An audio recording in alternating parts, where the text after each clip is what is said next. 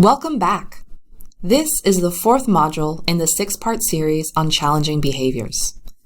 In this module, we will briefly cover the previous content of the earlier modules of the series on challenging behavior and then focus on proactive strategies, or what is known in ABA as antecedent-based interventions. In the previous modules, we defined challenging behavior, ways to identify its function or purpose, and how to change it or replace it. We focus primarily on the use of reinforcement to increase desired behavior. Remember, reinforcement may look differently for different people, and therefore should be individualized to be effective. As you might remember, ABC stands for antecedent, behavior, and consequences. To create behavior change, we can use different strategies at these different time points. In the previous module, we covered reinforcement as a way to increase behavior after the behavior happens. In this module, we will discuss how to change what happens before the challenging behavior to try and prevent it from happening in the first place.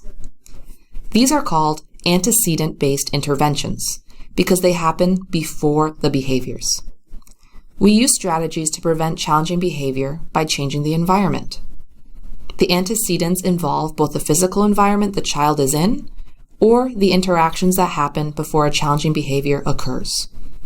By changing the antecedent, or what happens before the challenging behavior, we try to prevent these behaviors from happening.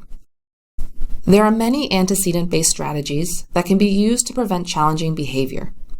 In this module, we discuss the following strategies: giving choices, using Grandma's rule, which is also called first then, priming, and using predictable routines and schedules. Remember that you can combine any of these strategies, if needed, to reduce the opportunity of your child engaging in a challenging behavior. Let's first look at giving choices as a strategy to prevent challenging behavior. Children's days, from the moment they wake up and up until bedtime, are often planned by someone else. Offering choices gives the child a sense of control over the child's day. Providing a child with choices will also increase their willingness to comply. Remember to always offer two choices at a time. With young children, try not to say, "Which one do you want?" but instead try, "Do you want this or that?" Using choices as a strategy increases your child's compliance and can be used throughout the day.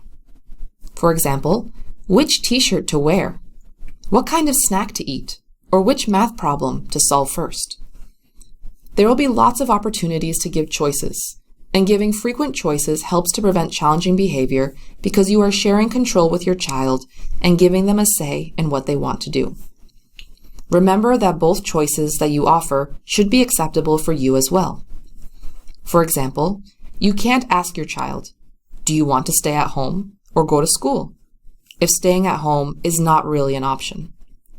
Instead, you could say, "Do you want to walk to school or ride your bike?" This ensures that the child does what you need them to do as you share control on how they choose to get there. When first introducing choices, make sure that the two options are very different. For example, offer the choice between something they really like versus something they don't like so much. The second antecedent strategy that can be used to prevent behavior is called the Grandma's rule, or the first then strategy. This strategy relates to the old sentiment, "First eat your veggies, then you can have a cookie." This idea of first then is especially great to use with young children because it helps them understand the consequences of their actions and how they can earn a reward as a result of their behavior. So, if Johnny has a messy room and asks for his iPad, Dad can respond by saying, "Sure, first clean up your toys, and then you may have your iPad." Once Johnny cleans up the toys, Dad will honor the promise and give him time on the iPad. Make sure that the child does the task that they are resisting to complete first, and then provide access to a preferred activity, event, or item. It is critical not to reverse the order. In other words, you can't say, "Finish your cookie first and then eat some veggies," because it will take away the child's motivation to first complete the unpreferred activity or task. It is also a good idea to use a visual to help a child understand the sequence of events. Another strategy is giving warnings, in which we give warnings, reminders, or set behavioral expectations for the next event or activity. Giving the warning is simply listing what will happen next or how a child should act in the next situation. Many parents will tell their children, "When we visit Grandma, don't forget to give her a hug and say hello." Or parents may also say, "We wash our hands after going potty." Or, "When friends visit, we share our toys." These are forms of warnings and reminders of expected behaviors. It is also frequently used before transitions. For example, Mo is playing in the playground and it will soon be time to leave. Grandpa will give warning to Mo by telling him, "It is almost time to go. In 1 minute, I will say time's up and then we will walk together to the car." Grandpa gave warnings and set the expectations about what Mo will be doing when he announces that the time is up. Young children also respond well when we combine warnings about a transition with choices. For example, Grandpa wants to leave the park soon, but is afraid that Mo will cry and throw himself on the floor when it's time to go.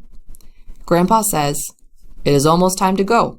Do you want to play for 1 or 2 more minutes?" Mo chooses 2 minutes, so Grandpa reminds him, "Okay, you chose 2 more minutes. In 2 minutes, I will say time's up and we will walk to the car." These strategies are successful because the next steps make the expected behavior and transition predictable for the child. Using timers also helps with transition. For example, mom can give her child a 1-minute warning before the end of play by saying, "We have 1 more minute. When the timer goes off, we'll clean up and go eat." And then 20 seconds before the timer goes off, mom gives another warning by saying, "20 more seconds and then we'll clean up." 5 seconds before the timer goes off, mom gives a final warning by counting down. 5, 4, 3, 2, 1. Okay, it's time to clean up. In this scenario, the child is more likely to clean up and go eat because the child was able to predict the end of the activity and what was coming next. Some parents find their child prefers to see the numbers or see a visual timer. Other children just need to hear the sound of the timer, and parents can use their phones as a timer. The purpose of using warnings is to help children predict their routine better and know what is coming next in their day. Finally, the use of predictable routines and schedules is another antecedent-based strategy to prevent behavior. Visual routines and schedules can help in developing predictability for the child. Visuals can include combinations of real objects, pictures, symbols, and words. If you decide to use visuals, it is important to use the visual routines and schedules consistently to help the child understand what is coming next. Knowing what is coming next and when could help prevent challenging behavior. Children can also help the adult build their daily routine using a visual schedule. Visual aids can assist in helping children cope with unpredictable changes. For example, a child usually goes outside to play after lunch, but when it is too cold to go outside, an image can be added to refer to the weather and provide alternative and more appropriate activities. The visuals create a structured and predictable sequence of events in one task or the whole day. Here are some examples of visual schedules both with icons and real pictures. Visual schedules help reduce challenging behaviors because the child can easily mark the end of one activity and the start of the next by moving the icons on the schedule. When a child is able to predict what is happening next, it increases the sense of control for the child and sets the expectations for what comes next. With the help of visual aids, the children will not feel that the routines end abruptly. The visual aids also helps the child to look forward to things that they like, such as recess, snack, or TV time. Visual schedules can be a useful tool to teach the child organizational skills and the abstract concept of time. Visuals can also be used to remind children about rules and what acceptable behaviors are, such as not running in the house or cleaning up after each activity. To summarize today's module, it is relatively easy to use proactive or antecedent-based interventions. The use of antecedent-based strategies, including changes in the environment, can bring positive changes to the child's behaviors. In the next module, we will learn about replacement behaviors.